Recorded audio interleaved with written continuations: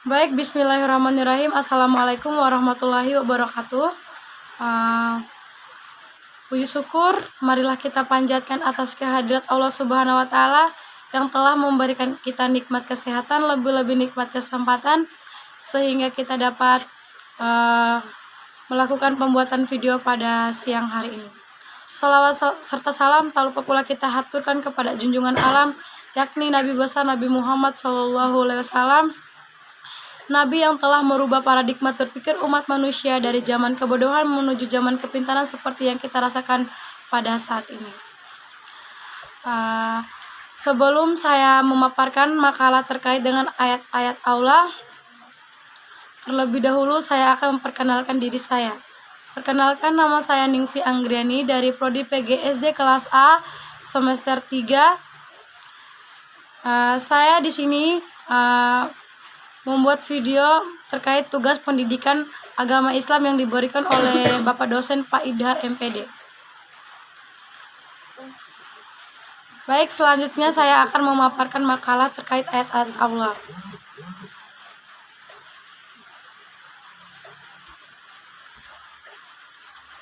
Pengertian ayat Allah.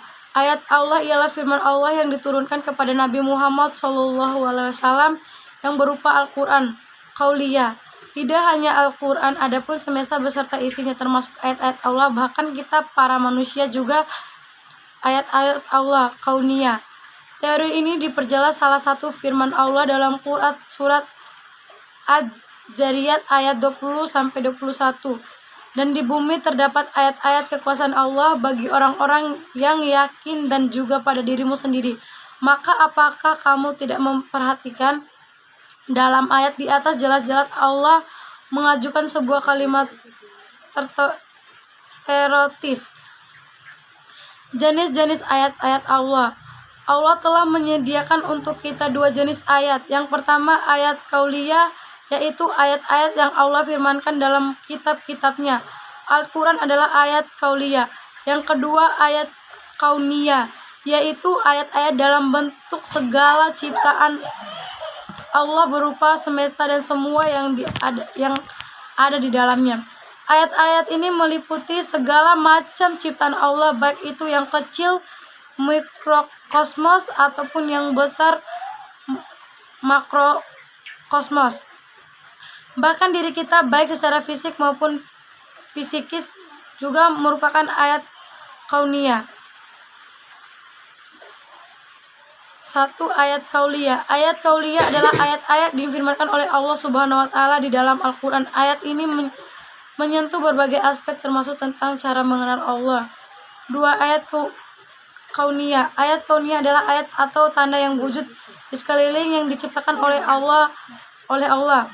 Hubungan antara ayat-ayat Allah. Antara ayat-ayat Qauliyah dan ayat-ayat Kauniyah terdapat hubungan yang sangat erat karena keduanya sama-sama berasal dari Allah. Kalau kita memperhatikan ayat Qauliyah yakni Al-Quran, kita akan mendapati sekian banyak perintah dan anjuran untuk memperhatikan ayat-ayat Kauniyah. Salah satu di antara sekian banyak perintah tersebut adalah firman Allah dalam Quran surat Ad-Zariyat ayat 20-21. Kewajiban terhadap ayat-ayat Allah. Setelah terhadap ayat-ayat Allah, setelah kita mengetahui bentuk ayat-ayat Allah, yang menjadi penting untuk dipertanyakan adalah apa yang harus kita lakukan terhadap ayat-ayat tersebut, atau dengan kata lain, apa kewajiban kita terhadap ayat-ayat tersebut. Dan jawabannya ternyata hanya satu kata, ikra, bacalah. Dan inilah perintah yang pertama kali Allah turunkan. Tujuan membaca ayat-ayat Allah.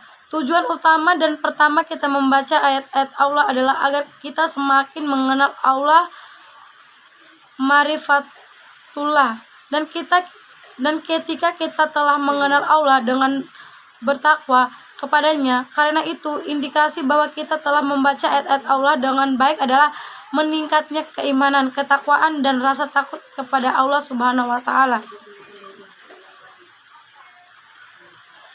Baik, sekian pemaparan materi terkait ayat-ayat Allah. Terlebih dahulu saya akan membuka sesi tanya jawab. Baik, dan ingin bertanya silakan berikan pertanyaannya. Yang pertama tuh Juni, siapa? Ika dulu. Atun. Baiklah, terima kasih kepada moderator yang telah memberi saya kesempatan.